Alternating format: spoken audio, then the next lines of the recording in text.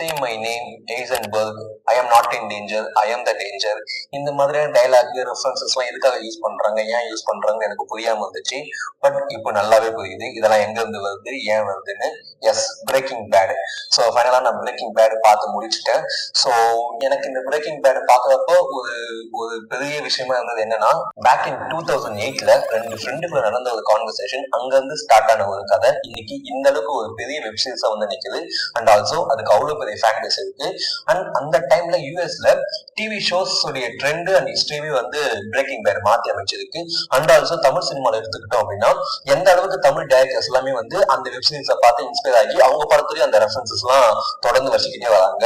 So அந்த அளவுக்கு braking பேடுக்கு வந்து ஒரு ஃபேன் பேஸ் இருக்கு. இந்த வீடியோ நம்ம என்ன பார்க்க போறோம் அப்படின்னா, பிரேக்கிங் பேட்ல எனக்கு என்னெல்லாம் பிடிச்சிருந்துச்சு, என்னெல்லாம் பிடிக்கல, ஒருவேளை நீங்க இன்னும் பிரேக்கிங் பேட பார்க்கல அப்படின்னா நீங்க ஏன் பார்க்கணும், அதுக்கான ரீசனே நான் வந்து இந்த வீடியோல சொல்றேன். So without any further delay, let's get started. Breaking Bad இதோடைய பிளாட் என்னன்னு பார்த்தோம் அப்படின்னா, மோஸ்ட் ஆஃப் த பேர் இந்த பிரேக்கிங் பேடை மேபி பார்த்துட்டு இருப்பீங்க. அப்படி இல்லைன்னா உங்களுக்கு சோஷியல் மீடியா மூலியமாவோ இல்லைன்னா உங்க ஃப்ரெண்ட்ஸோடைய சர்க்கிள் மூலியமாவோ கன்ஃபார்மா இந்த கதையுடைய ஓவர்லைன் என்ன அப்படின்றது ஓரளவுக்கு தெரியும். பட் இருந்தாலும் நானும் சொல்லணும் இல்லையா, அதான் நான் சொல்றேன். Walter white 50-year-old chemistry teacher.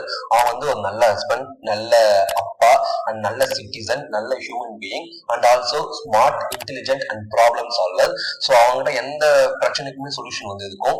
ஒரு கார் ரிப்பேர் பண்றதுல இருந்து இல்லைன்னா ஒரு பெரிய விஷயம் பண்ணணும்னா கூட அதுக்கு எல்லாத்துக்குமே அவன்கிட்ட வந்து சொல்யூஷன் இருக்கும். அந்த அளவுக்கு வந்து அவன் ஒரு எப்படி சொல்றது, அந்த அளவுக்கு அவன் வந்து இன்டெலிஜென்ட். பட் சொசைட்டியுடைய பார்வையில அவன் வந்து ஒரு மாதிரி ஒரு அன்னோட்டிஸ்டான ஒரு பர்சன். அந்த அளவுக்கு பெருசா வாழ்க்கையில எதுவுமே சாதிக்கல, சொத்து சேர்த்து வைக்கல, அவங்க ஃபேமிலிக்கு பேக்கப் இல்லை. அவன் வந்து ஒரு பெரிய சக்சஸ்ஃபுல் பர்சன். சோஷியல் கிளாஸ் படி பார்க்கறப்போ அவன் அவ்வளவு பெரிய சக்சஸ்ஃபுல் பர்சன் கிடையாது. அவன் நார்மலான ஒரு டீச்சர். ஸோ அப்படியே அவன் வாழ்க்கை போய்கிட்டு இருக்கு. அவனுடைய 50வது வயசுலதான் இந்த கதையே ஸ்டார்ட் ஆகுது. ஸோ அவனுடைய வாழ்க்கை நார்மலா போயிட்டு இருக்கு. ஒரு கட்டத்துல அவனுக்கு கேன்சர் இருக்கு அப்படின்னு தெரிய வருது. ஸோ அந்த டைம்ல அவனுக்கு ஏகப்பட்ட கில்ட், ஏகப்பட்ட ஒரு டிப்ரெஷன், ஸ்ட்ரெஸ் எல்லாமே வருது. ஏன் அப்படின்னா அவன் வந்து அவங்க குடும்பத்துக்குன்னு எந்த ஒரு சொத்து சேர்த்து வைக்கல, அவ்வளவு பணம் இல்லை. ஸோ நம்ம சத்துட்டோம், நம்ம இல்லை அப்படின்னா நம்ம ஃபேமிலி என்ன பண்ணும் அப்படின்னு நம்ம யோசிக்க ஆரம்பிக்கலாம். அந்த டைம்ல தான் அவனுக்கு மெத்தபெட்டமைன் மார்க்கெட் பத்தி தெரிய வருது. And also he is a chemistry teacher. அவனால ஈஸியாவே வந்து மெத்தை வந்து குக் பண்ண முடியும். ஸோ அவனும் அவனுடைய ஸ்டூடெண்ட் ஜெசி பிங்க்மேனும் ரெண்டு பேரும் சேர்ந்து மெத்தை வந்து குக் பண்ணி செல் பண்றாங்க. அந்த மெத்து குக் பண்றதுல வால்டர் ஒயிட் வந்து நம்பர் 1 வந்து வரான். ஒரு அமெரிக்காலேயே அந்த மாதிரி ஒரு மெத்தை வந்து யாருமே குக் பண்ண முடியாது அப்படின்ற ஒரு ஸ்டேட்டஸ் வந்து அவனுக்கு கிடைக்குது. அது மூலியமா அவனுக்கு நிறைய பணமும் கிடைக்குது. அண்ட் ஆல்சோ அலாங் வித் மணி நிறைய ப்ராப்ளம் அண்ட் கான்ஃபிளிக்ட்மே வந்து அவனை சேருது. ஸோ ஃபைனலா அவன் ப்ராப்ளம், அந்த கான்ஃபிளிக்ட் எல்லாம் எப்படி டேக்கிள் பண்ணா, அவன் நினைச்ச மாதிரியே அவங்க ஃபேமிலிக்கு வந்து ஒரு ஃபைனான்சியல் பேக்கப் செட்டில் பண்ணனா இல்லையா, அவனுடைய கேன்சர் கடைசி என்னாச்சு அப்படின்றதுதான் இந்த பிரேக்கிங் பேடுடைய மொத்த கதை. இதுக்கு நடுவுல ஏகப்பட்ட twist and turns and also emotional roller கோஸ்டர்னே சொல்லலாம். படம் முழுக்க அவ்வளோ எமோஷனல் கனெக்ட் இருக்குது. அவ்வளோ அந்த கேரக்டர்ஸ் எல்லாமே வந்து அவ்வளோ டீப்பா வந்து கனெக்ட் ஆகுது. ஸோ ஃபைனலா ஒரு சூப்பரா அதை பேக் பண்ணி சூப்பரா ரேப் அப் பண்ணி நமக்கு இந்த வெப் சீரிஸ் வந்து கொடுத்துருக்காங்க. நான் இப்ப இந்த பிளாட்டை சொன்னே உங்களுக்கு தோணி இருக்கலாம், என்னடா இவ்வளவு பழைய கதை மாதிரி இருக்கு, ஹீரோ நல்லவன், அவனுக்கு கேன்சரு, அப்புறம் அவன் என்ன பண்ணான், இதெல்லாம் வந்து இந்த மூலையில கட்டி இதெல்லாம் வந்து எப்பயோ பார்த்தாச்சு, எத்தனையோ படத்துல பார்த்தாச்சு, இதுல என்ன புதுசு அப்படின்ற மாதிரி நீங்க நினைக்கலாம். So I will list down all the things. Okay, இந்த வெப் சீரிஸே பார்க்க எப்படி இருக்கு அப்படின்னா, நம்ம ஏதோ ஒரு தேர்ட் பாயிண்ட் ஆஃப் வியூல இருந்து பார்த்தா ஒரு விஷயத்தை அப்சர்வ் பண்ணா எப்படி இருக்குமோ அந்த மாதிரி தான் வந்து இருக்கே. Most of the shots and most of the ஆங்கிள்ஸ்மே வந்து அப்படிதான் வந்து கேப்சர் பண்ணிருக்காங்க. So all the characters, all the scenes and all the sequences are very very realistic and also very very reasonable. எந்த ஒரு கேரக்டர்ஸ்மே வந்து நமக்கு ஆர்டிபிஷியலா தெரியாது. இல்லைன்னா வந்து எந்த ஒரு கிமிக்ஸோ இல்லைன்னா வந்து ஏதோ ஒரு எப்படி சொல்றது, ஏதோ இல்லாத ஒண்ணு எதுவுமே இருக்காது. நம்ம கதையை அந்த பிளாட்டை சொன்னப்பே உங்களுக்கு தெரியும். எல்லா கேரக்டர்ஸுமே ரொம்ப சிம்பிளாக்கி அந்த சிம்பிளான கேரக்டர்ஸ்க்கு ஒரு டெரிபிளான சுச்சுவேஷன்ஸை கொடுத்து அந்த சிம்பிளான கேரக்டர்ஸ் எல்லாம் அந்த டெரிபிளான சுச்சுவேஷன்ஸ்க்கு எப்படி ரியாக்ட் பண்ணுவாங்க அப்படின்றத இந்த வெப்சீரிஸே மொத்தமா நகருமே. ஸோ அந்த அளவுக்கு வந்து ரியலிஸ்டிக் காட்டியிருப்பாங்க. அண்ட் ஆல்சோ அந்த ஒரு இல்லீகல் வேர்ல்டு, அந்த ட்ரக் எம்பையர், அந்த ஒரு அந்த என்னது அந்த ஒரு சாம்ராஜ்யம் வந்து எந்த அளவுக்கு எப்படி கொடூரமா இருக்கும், எந்த அளவுக்கு வந்து ஒரு ரொம்ப புரூட்டலான ஒரு பகுதி அதெல்லாம் அப்படின்றத வந்து செமையா வந்து காட்டியிருந்தாங்க. சோ எந்த அளவுக்கு நான் கனெக்ட் ஆனேன் அப்படின்னா, நான் இது எக்ஸகரேட் பண்ணி சொல்லல, ஒரு உண்மையாலுமே சொல்றேன். இது வந்து நான் வந்து மிகைப்படுத்தி சொல்லணும் அப்படியே. ஏன்னா இந்த வெப் சீரிஸ் வந்து யார்கிட்டயும் வித்தோ எனக்கு எந்த ஒரு அந்த ஒரு இது இல்லைல்ல. சோ நான் வந்து ரொம்பவே நார்மலா சொல்றேன். எந்த அளவுக்கு நான் கனெக்ட் ஆயிட்டேன் அப்படின்னா, நான் அந்த வெப் சீரிஸை பார்க்க எனக்கே வந்து ஒரு மாதிரி பயமாயிடுச்சு. சில கேரக்டர்ஸோட நானே வந்து நல்லா கனெக்ட் ஆகிட்டேன்னா. சோ வந்து சில விஷயம்லாம் பார்க்கறப்ப ஒரு மாதிரி பயமா இருக்கு. ஐயோ என்னடா அப்படின்ற மாதிரி பயமா போகுது. நான் ஒரு இடத்துல உட்காந்து அந்த வெப் சீரிஸை பார்த்துன்னு இருக்கேன். அப்போ என்னை வந்து கிராஸ் பண்ணி ஒரு போலீஸ் வண்டி போகுது. டக்கு நான் வந்து அதை பிளே பட்டன் வந்து ஆஃப் பண்றேன். டக்கு நானே யோசிக்கிறேன், இன்னும் நம்ம படம் தானே பார்க்கலாம், ஒண்ணு அவ்வளவு நான் சொல்றது புரியுதா உங்களுக்கு என்ன சொல்ல வரேன்னு? அந்த அளவுக்கு நான் ஏதோ ஒரு எப்படி சொல்றது இல்லீகல் ஆக்டிவிட்டி பண்ற மாதிரி எனக்கு ஒரு பயம் வருது. கஷ்டப்பட நான் படம் தான் பார்த்துட்டு இருக்கேன், அந்த வெப்சீரிஸ் தான் பார்த்துட்டு இருக்கேன். பட் எனக்கு அந்த அளவுக்கு வந்து ஒரு கனெக்ட் ஆன மாதிரி ஒரு ஃபீல் ஆயிடுச்சு. ஸோ அந்த அளவுக்கு எல்லாமே ரியலிஸ்டிக்கா இருக்கு. சீன்ஸ்ல இருந்து கேரக்டர் டிசைன்ல இருந்து அண்ட் ஒரு சீக்வன்ஸ் அவங்க பண்ண விதம் எல்லாமே வந்து ரியலிஸ்டிக்கா இருக்குது. சோ அப்ப நீங்க கேட்கலாம், எல்லாமே ரியலிஸ்டிக்கா இருக்குன்னா அப்ப வந்து ஆர்ட் மூவி மாதிரி இருக்குமா, ரொம்ப ஸ்லோவா போகுமா அப்படின்ற மாதிரி. நிறைய பேர் ஆனா ஆன்லைன்ல வந்து டிபேட் பண்ணிட்டு தான் இருக்காங்க. ஃபர்ஸ்ட் 3 சீசன் வந்து ரொம்ப ஸ்லோவா போகும் அண்ட் சீசன் 4 அண்ட் சீசன் 5 ரொம்ப ஸ்பீடா போகும் அப்படின்ற மாதிரி. பட் எனக்கு வந்து எதுவுமே லேக் எல்லாம் தெரியல. நான் ஒரு சில இடத்துல லேக் தெரிஞ்சது, நான் அதை பின்னாடி சொல்றேன். பட் ஆனா ஓவராலா பாக்குறப்ப எந்த இடத்துல எனக்கு பெருசா லேக் ஆகலாம் தெரியவே இல்லை. அண்ட் ஃபர்ஸ்ட் 3 சீசன் வந்து ஸ்லோவா கொண்டு சொல்லியிருந்தாங்க. அந்த அளவுக்கு எனக்கு பெருசா தெரியவும் இல்லை. இந்த படத்துலயுமே மாஸ் இருக்கு, கேரக்டர் எலிவேஷன்ஸ் இருக்கு, எல்லாமே இருக்கு.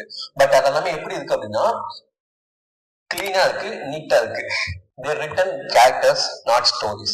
இந்த படத்துல வின்ஸ் கில்லிகனையும் சேர்த்து ஒரு 6 ரைட்டர்ஸ் கிட்ட வந்து ஒர்க் பண்ணிருக்காங்க.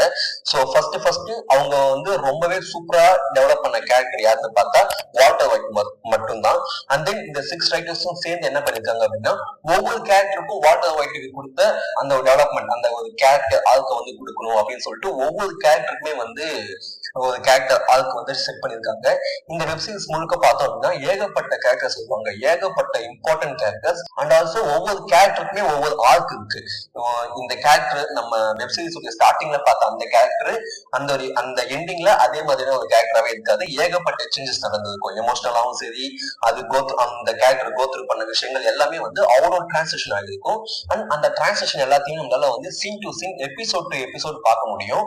அண்ட் ஆல்சோ நம்ம வந்து ஈஸியா ஒரு கேரக்டரோட ஈஸியா கனெக்ட் ஆகிற மாதிரி தான் வந்து எழுதியிருக்காங்களே. ஏன்னா ஒவ்வொரு கேரக்டருமே வந்து நம்ம ரியல் லைஃப்ல பாக்குற கேரக்டர் தான். அவங்க ரொம்ப வில்லனிசமான ஒரு ஆளாக இருந்தாலும் அவங்கள செட் பண்ண விதம், அவங்கள எங்க வந்து செட் பண்ணிருப்பாங்க அப்படின்னு பார்த்தா நம்ம டே டு டே லைஃப்ல பாக்குற ஒரு இடத்துல தான் செட் பண்ணிருப்பாங்க. சோ அதனால நம்மளால வந்து எல்லா கேரக்டரோடுமே ஈஸியா கனெக்ட் ஆக முடியும். அண்ட் கன்ஃபார்மா நான் சொல்றேன், இந்த வெப்சீரிஸ் பார்க்கும்போது உங்களுக்கு நிறைய கேரக்டர்ஸ் வந்து பிடிக்கும். இந்த கேரக்டர் நல்லா இருக்கு, இந்த கேரக்டர் நல்லா இருக்கு அப்படின்னு. பட் ஸ்டில் நான் என்ன சொல்றேன்னா, நீங்க ஒரு கேரக்டருக்கு எனக்கு இந்த கேரக்டர் தான் பிடிச்சிருக்கு, இல்ல இந்த கேரக்டர் பண்றதுதான் கேரக்டர் அப்படின்னு நீங்க ஒரு ஸ்டாண்ட் எடுத்து நிக்கிறீங்க அப்படின்னா அடுத்த எபிசோட்லயே வந்து நீங்க அந்த ஸ்டாண்ட வந்து மாத்திப்பீங்க. இல்ல இந்த கேரக்டர் பண்றது தப்பு, மாதெல்லாம் தப்பா இருக்கு, இல்லைன்னா வந்து அவன் எமோஷனலா கோத்ரூ பண்ற விஷயத்தோட கனெக்ட் ஆகி நீங்களும் அழுவீங்க. இல்லைன்னா வந்து நமக்குமே அந்த ஒரு எமோஷனல் கனெக்ஷன் வந்து ஸ்ட்ராங்கா ஆகுது. சோ அந்த அளவுக்கு கேரக்டர்ஸை வந்து டிசைன் பண்ணிருக்காங்க. அண்ட் ஆக்டர்ஸ் பத்தி சொல்லி ஆகணும். இப்போ ஏன்னா அந்த கேரக்டர் வந்து டிரான்சிஷன் ஆகுது. அந்த ஸ்டார்டிங்ல இருந்த அதே கேரக்டர் எண்டிங்ல கன்ஃபார்மா இல்ல. சோ அந்த டிரான்சிஷன் வந்து ஸ்மூத்தா கொடுக்கணும். அந்த வால்டர் ஒயிட்டா பண்ண அந்த ஒரு ஆக்டர் வந்து செமையா பண்ணிருக்காரு. ஏன் அப்படின்னா ஸ்டார்டிங்ல அவர் வந்து ஒரு நல்ல மனுஷன், ஒரு ரொம்ப சூப்பரான ஒரு நல்ல மனுஷன். ஆனா கடைசி டுவர்ட்ஸ் எண்டு அந்த ஆளே தான் கெட்டவனா இருப்பான். நான் அவன் இவன் சொல்றேன்னா நான் வந்து அந்த கேரக்டரை சொல்றேன், ஓகே, வால்டர் ஒயிட்ன்ற கேரக்டரை சொல்றேன். சோ அந்த ஆளே வந்து கெட்டவனா இருப்பான். சோ இந்த டிரான்சிஷன் வந்து அந்த ஆக்டர் வந்து அவ்வளவு பக்காவா ஹேண்டில் பண்ணிருப்பாரு. செமையான ஒரு பெர்ஃபார்மன்ஸ் கொடுத்திருப்பாரு. அந்த நடுவுல சீசன் 3 சீசன் 4 எல்லாம் அவர் கொஞ்சம் கொஞ்சமா அந்த ஈவிலா மாறுற, அந்த வில்லனா மாறுற ஒரு டிரான்சிஷன் நடக்கும். அது பக்காவா இருக்கும். அண்ட் தென் ஜெசி பிங்க்மேன் எனக்கு ரொம்பவே பிடிக்கும். இந்த வெப்சீரிஸ் எனக்கு பிடிச்ச ஒரு கேரக்டர்னா ஜெசி பிங்க்மேன் மட்டும்தான். சோ அவனுடைய கேரக்டர்ஸுமே சரி, அவன் ஸ்டார்டிங்ல ஒரு ஒரு எப்படி சொல்றது ஆர்வ கோளாதா இல்லைன்னா வந்து ஒரு பொறுப்பே இல்லாம இருக்கிற ஒரு கேரக்டர். அவனுடைய டிரான்ஸ்லேஷன் எந்த அளவுக்கு இருக்கு எல்லாமே சூப்பரா இருக்கு. அண்ட் எனக்கு எந்தெந்த கேரக்டர் பிடிச்சிருக்கு, என்னென்ன கேரக்டர், அந்த கேரக்டர் டிஸ்கஷன் வந்து நான் வேற வீடியோல போடுறேன். So back to this topic, எல்லாமே அந்த அளவுக்கு வந்து பெர்ஃபார்மன்ஸ் பண்ணிருக்காங்க. அண்ட் ஆல்சோ வால்டர் ஒயிட்டுடைய ஒய்ஃபா வந்து ஸ்கைலர் அண்ட் ஹேங்க் ஸ்ட்ரேடர் அவங்கள ரொம்ப பிடிச்சிருந்துச்சு. அண்ட் கஸ்ட்ரிங் அவருடைய ஆக்டிங் ரொம்ப பக்கவா இருந்துச்சு. ஸோ கன்ஃபார்மா இந்த வெப்சீரிஸ்ல நடிச்ச எல்லா ஆக்டருமே வந்து நம்ம அப்ரிஷியேட் பண்ணியே ஆகணும். நான் அப்ரிஷியேட் பண்றதால ஒன்றும் ஆகாது, பட் அவங்க ஆல்ரெடி நிறைய அவார்ட்ஸ் எல்லாம் வந்து வாங்கியிருக்காங்க. பட் சொல்றேன், ஏன்னா அந்த அளவுக்கு வந்து செமை நடிச்சிருக்காங்க. பிகாஸ் ஒரு ஸ்கிரிப்டுக்கும் அந்த ஸ்கிரீனுக்கும் இருக்கிற மீடியேட்டர் யாருன்னு பார்த்தா ஆக்டர் தான். ஸோ அந்த காஸ்டிங் டிபார்ட்மெண்ட் வந்து ஒவ்வொரு கேரக்டர்ஸையும் ஒவ்வொரு கேரக்டருக்கான ஆக்டரையுமே வந்து செமையா வந்து செட் பண்ணி ஒரு மாதிரி கரெக்டா காஸ்ட் பண்ணியிருக்காங்க. நான் சில வீடியோஸ் எல்லாம் பார்த்தேன் எந்த அளவுக்கு வந்து அந்த கேரக்டர்ஸ் உள்வாங்கி நடிச்சிருக்காங்கன்னு. ஸோ அந்த வீடியோ எல்லாம் பார்த்தாலே ரொம்ப தெரிஞ்சது. அவங்க அந்த கதைக்காக அந்த ஒரு 6 இயர்ஸ் வந்து அந்த பிரேக்கிங் பேட்லயே வந்து வாழ்ந்துருக்காங்க. அந்த பிரேக்கிங் பேட்ல இருக்க ஒரு கேரக்டராவே வந்து வாழ்ந்துருக்காங்க. Next they showed what are needed. இந்த வெப்சீரிஸ்ல வந்து எல்லா கேரக்டர்ஸ்க்குமே வந்து ஒரு பாஸ்ட் ஸ்டோரிஸ் இருக்கு, ஒரு பிளாஷ்பேக் இருக்கு. பட் எல்லா கேரக்டர்ஸ்க்குமே தனித்தனியா பிளாஷ்பேக் சொல்லாம, இல்லைன்னா வந்து எல்லா கேரக்டருக்குமே வந்து ஒரு கதையை சொல்லணும் அப்படின்னு நிறுத்தி சொல்லாம, எந்த இடத்துல தேவையோ அந்த இடத்துல அந்த ஒரு பர்டிகுலர் மொமெண்ட்டை மட்டும் தான் சொல்லியிருக்காங்க. அது ரொம்பவே நல்லா இருந்துச்சு. ஏன்னா வந்து இப்போ ஒரு கேரக்டருடைய மொத்த கதை நமக்கு தெரியணும்னு அவசியம் இல்லை. இவன் ஏன் இப்படி இருக்கான் அப்படின்றதுக்கு ஒரு சின்ன பாயிண்டா வந்து அதை மட்டும் காட்டியிருக்காங்க. அது ரொம்பவே நல்லா இருந்துச்சு. ஏன்னா அப்படி பண்ணதால மேபி லேக் கம்மியா இருக்குன்னு நான் நினைக்கிறேன். அண்ட் ஆல்சோ சில பேருடைய பிளாஷ்பேக் எல்லாம் சொல்லவே இல்லை. இவங்க யாரு என்ன அப்படின்னு சொல்லவே மாட்டாங்க. பட் டைலாக்ஸ் மூலியமா இல்லைன்னா வந்து ஒரு விஷுவலாவே அதை வந்து நமக்கு கம்யூனிகேட் பண்ணிருப்பாங்க. ஓகே, இவன் இந்த மாதிரி கேரக்டரா இருக்கிறதுக்கான சான்சஸ் இருக்கு, இல்லைன்னா வந்து இவனுக்கு இது நடந்திருக்கலாம் அப்படின்னு வந்து விஷுவலாவே வந்து நமக்கு அதை காட்டிடுவாங்க. ஸோ அது செமையா இருந்துச்சு. And also they showed everything in terms of character.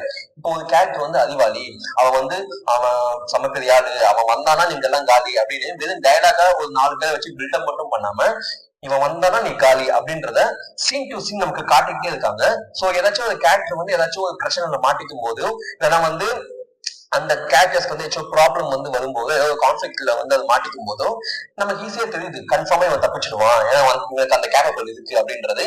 So அடுத்த பாயிண்ட் என்னன்னா அவன் எப்படி தப்பிக்க போறான்றதுதான். சோ அந்த விஷயத்தெல்லாம் வந்து செமையா வந்து காட்டியிருந்தாங்க.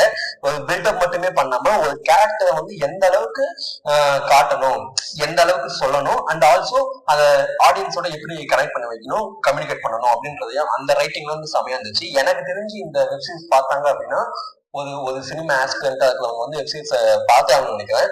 ஏன் அப்படின்னா கன்ஃபார்மா எப்படி ஒரு ஸ்டோரி ஒரு ஸ்கிரீன் பிளே எழுதணும்ன்றது பிளஸ் ஒரு கேரக்டரை எந்த அளவுக்கு டெவலப் பண்ணணும் அப்படின்றது ஈஸியா கத்துக்க முடியும். Next, problems are sharp but solutions are technical. எந்த ஒரு கதையிலுமே ஒரு ப்ரொட்டகனிஸ்ட் எந்த மாதிரியான கான்ஃபிளிக்ட் இல்லைன்னா எந்த மாதிரியான ப்ராப்ளம் ஃபேஸ் பண்றான், அதை எப்படி டேக்கிள் பண்றான், அதுதான் வந்து பாயிண்டே. இந்த கதையில பார்த்தோம் அப்படின்னா லீட் கேரக்டரா இருக்கக்கூடிய Walter white and Jesi Pinkman கதை முழுக்க ஏகப்பட்ட கான்ஃபிளிக்ட், ஏகப்பட்ட ப்ராப்ளம்ஸ், ஏகப்பட்ட வில்லன்ஸை வந்து மீட் பண்றாங்க. அண்ட் ஆல்சோ நமக்கு வந்து கேரக்டரையும் முன்னே காட்டிட்டாங்க. வால்டர் ஒயிட் வந்து ரொம்பவே ஸ்மார்ட்டான ஒரு கேரக்டர், இன்டெலிஜென்டான ஒரு கேரக்டர், அண்ட் ஆல்சோ வந்து ஒரு ப்ராப்ளம் சால்வர். ஸோ இப்படிப்பட்ட ஒரு கேரக்டருக்கு எப்படிப்பட்ட ஒரு கான்ஃபிளிக்ட் இருந்தா நல்லா இருக்கும். கன்ஃபார்மா ஹீரோ வந்து பெரிய ஆள். அப்போ கான்ஃபிளிக்ட் அவனோட பெருசா இருந்துச்சுன்னா மட்டும்தான், அவனோட ஸ்மார்ட்டா இருந்துச்சுன்னா மட்டும்தான் அதை எப்படி டேக்கிள் பண்றான்ற ஒரு கியூரியாசிட்டி நமக்கு வரும். ஸோ இந்த படத்துல வந்து செமையா பண்ணியிருக்காங்க. இவன் ஃபேஸ் பண்ணக்கூடிய கான்ஃபிளிக்ட், வில்லன்ஸ் எல்லாமே வந்து இவனோட ரொம்ப ஸ்ட்ராங்கு. இதுல வந்து கஸ்ட்ரிங்னு சொல்லிட்டு ஒரு வில்லன் வருமா, அவன் வந்து வால்டர் ஒயிட்டோட ஒரு இன்னும் 10 மடங்கு ஸ்மார்ட்டான ஒரு ஆளு, 10 மடங்கு இன்டெலிஜென்டான ஒரு ஆளு, அண்ட் அவனோட ரொம்ப ஒரு ஸ்ட்ராங்கான ஒரு வில்லன். சோ அவனை வந்து அவன் டேக்கிள் பண்றது எல்லாமே வந்து கிளீனா நீட்டா இருக்கு. அண்ட் ஆல்சோ டெக்னிக்கலா இருக்கு. இந்த படம் முழுக்கவே அதான், ஒரு வில்லன் அவன் வந்து சும்மா அடிச்சுட்டான், சும்மா சுட்டுட்டான் அப்படின்றது இல்லாம டெக்னிக்கலா இருக்குது. சோ அவங்க எழுதின அந்த கேரக்டரோட எல்லா சீன்ஸுமே வந்து கனெக்ட் ஆகுது. சோ அந்த மாதிரிதான் வந்து ஸ்டோரியுமே வந்து எழுதியிருக்காங்க. சோ எக்ஸாம்பிள் சொல்லணும் அப்படின்னா, இதுல வந்து டூகோ அப்படின்ற ஒருத்தனை வந்து கொலை பண்ணுவாங்க. அது அந்த சீனா இருக்கட்டும், அவன் வந்து டூகோவை போயிட்டு வால்டர் ஒயிட் மிரட்டுவான். அந்த ஒரு சீன் கூட ரொம்ப டெக்னிக்கலா இருக்கும். போயிட்டு வெறும் வார்த்தையை மாட்டாம அந்த இடத்துல கூட இவன் இப்படிப்பட்ட கேரக்டர், இவன் எதை வச்சு மாட்ட முடியும் அப்படின்றதா இருக்கட்டும். நெக்ஸ்ட் வந்து ஒரு சீன்ல வந்து இவனுக்கு ஒருத்தவங்களை பிடிக்காது, அப்ப வந்து காரை வந்து கொளுத்தி விட்டுருவான். சோ அந்த ஒரு சீனா இருக்கட்டும், சும்மா இது சொல்றது சந்தேகமும் வரக்கூடாது, அதே சமயத்துல அவனுடைய ஒரு ஈகோவும் வந்து அவனை வந்து பழி வாங்கி ஆகணும். சோ அப்ப அதை எப்படி பண்றது. நெக்ஸ்ட் வந்து கிளைமேக்ஸ்ல ஜாக் அந்த ஒரு டீமை வந்து அவன் கொலை பண்ணுவான். Water white சுடுவான். சோ அந்த ஒரு சீனா இருக்கட்டும். நெக்ஸ்ட் இவங்க ட்ரெயின்ல போயிட்டு மெத்திலமைனை வந்து தேடுவாங்க, அந்த சீனா இருக்கட்டும். நெக்ஸ்ட் கஸ்ஸ கொலை பண்ற ஒரு சீன் வரும், அந்த சீனு. நெக்ஸ்ட் வந்து கஸ் வந்து காட்டல் அப்படின்ற ஒரு வில்லனை போய் கொலை பண்ணுவான், அந்த சீனு. எல்லாமே வந்து டெக்னிக்கலா இருக்கும். எல்லாமே அந்த கேரக்டர், இப்ப நான் ஒரு கேரக்டர் டிசைன் பண்ணிட்டேன், இப்போ இந்த கேரக்டர் இந்த சுச்சுவேஷன்ல வருவேன், இந்த சுச்சுவேஷன்ல அந்த கேரக்டர் என்ன பண்ணும் அப்படின்றது அந்த கதையுடைய ஓட்டமாவே இருக்கு. சோ அந்த ஒரு விஷயத்துல வந்து செமையா இருந்துச்சு. ஒவ்வொரு கேரக்டருமே ப்ராப்ளம் ஃபேஸ் பண்றாங்க, அந்த ப்ராப்ளமா எப்படி ஃபேஸ் பண்றாங்கன்றது கியூரியாசிட்டி நமக்கே வந்தது. பிகாஸ் இப்போ வந்து வால்டர் ஒயிட் தான் ஹீரோ, ஜெசி பிங்க்மேன் வால்டர் ஒயிட் தான் ப்ரொட்டகனிஸ்ட். சோ அவங்க எப்படி இருந்தாலுமே ஒரு இடத்துல வந்து தப்பிச்சுடுவாங்க அப்படின்றது வந்து நமக்கு எல்லாருக்குமே தெரியும். பட் எப்படி தப்பிக்க போறாங்க, அதுதான் வந்து இந்த பாயிண்டே. அண்ட் இந்த பிரேக்கிங் பேட்ல வந்து பாசிட்டிவ்ஸ் மட்டும் தானே, நெகட்டிவ்ஸே இல்லையான்னு கேட்டா இருக்கு. நான் இதுதான் நெகட்டிவ்ஸ் கரெக்டா சொல்ல மாட்டேன், ஒரு மாதிரி பின் பாயிண்ட் பண்ணி. பிகாஸ் அது எல்லாமே சப்ஜெக்டிவ். எனக்கு நெகட்டிவா படுறது உங்களுக்கு பாசிட்டிவா இருக்கலாம், இல்ல எனக்கு பாசிட்டிவா இருக்கிறது உங்களுக்கு நெகட்டிவா கூட இருக்கலாம். எனக்கு ஒரு மாதிரி ஃபிளாஸா இருந்தது, இல்ல ஒரு மாதிரி லேக் எடுத்தது என்னன்னா, டெட் பெனக்கின்னு ஒரு கேரக்டர் வரும். எனக்கு அந்த கேரக்டர் மட்டும் தான் வந்து ஒரு மாதிரி போர் அடிச்சுது. அந்த கேரக்டரை காட்டுறதுல எனக்கு ரொம்ப டென்ஷன் தான் ஆச்சு, ஏன் இந்த கேரக்டர் சும்மா உள்ள வந்து இருக்கு அப்படின்னு. ஓகே, கதையோட வந்து ஒரு ஓட்டம் இருக்குதான், அந்த கதையோட அந்த கேரக்டருக்கு ஒரு பங்கு இருக்குதான். அதாவது வந்து வால்டர் ஒயிட் வந்து கொஞ்சம் தப்பிக்கிறதுக்கான ஒரு ஸ்பேஸ் வந்து அது கொடுக்குதுதான். பட் இருந்தாலும் அந்த கேரக்டர் எனக்கு பெருசா அவ்வளவா பிடிக்கல. அந்த கேரக்டரை தூக்கிட்டாலும் அவங்க வேற ஏதாச்சும் கூட பண்ணிருக்கலாமோ அப்படின்ற மாதிரி எனக்கு தோணுச்சு. மற்றபடி இதுல எனக்கு ஃபிளாஸ்ன்னு சொல்றதுக்கு உள்ள நெகட்டிவ்ஸ் இது பிடிக்கல அப்படின்னு சொல்றதுலாம் எனக்கு எதுவுமே இல்லை. நீங்க already breaking bad web series பார்த்து வந்துட்டீங்க அப்படின்னா உங்களுக்கு எப்படி இருந்துச்சு, உங்களுக்கு ரொம்ப பிடிச்சிருந்துச்சா பிடிக்கலையா, அண்ட் உங்களுக்கு பிடிச்ச கேரக்டர்ஸ் எல்லாம் என்ன, உங்களுக்கு பிடிச்ச சீன்ஸ் எல்லாம் என்னன்றத எனக்கு கமெண்ட் பண்ணுங்க. ஒருவேளை நீங்க இன்னும் பிரேக்கிங் பேட் வெப் சீரிஸை பார்க்கவே இல்லை அப்படின்னா ப்ளீஸ் போய் பாருங்க, உங்களுக்கு டைம் இருந்துச்சுன்னா. ஏன்னா சூப்பரான வெப் சீரிஸ். ஸோ ஃபைனலி உங்களுக்கு இந்த வீடியோ பிடிச்சிருந்துச்சு அப்படின்னா லைக் பண்ணுங்க, ஷேர் பண்ணுங்க, கீழே கமெண்ட் பண்ணுங்க. அண்ட் ஆல்சோ என்னுடைய சேனலை வந்து மறக்காம சப்ஸ்கிரைப் பண்ணி பெல் ஐக்கானை கிளிக் பண்ணி வச்சுக்கோங்க. அப்பதான் நான் வந்து அடுத்து போடுற வீடியோஸ்லாம் உங்களுக்கு வந்து சேரும். நான் நெக்ஸ்ட் வந்து இந்த வெப் சீரிஸ்ல எனக்கு பிடிச்ச கேரக்டர்ஸ்லாம் என்னென்ன அப்படின்றத பத்தி பேசலாம்னு இருக்கேன். அண்ட் ஆல்சோ இன்னொரு படத்தை நீங்க ஏன் பார்க்கணும் அப்படின்ற ரீசனையும் சொல்லலாம்னு இருக்கேன். So don't forget to subscribe. அப்புறம் அவ்வளவுதான், பாய்.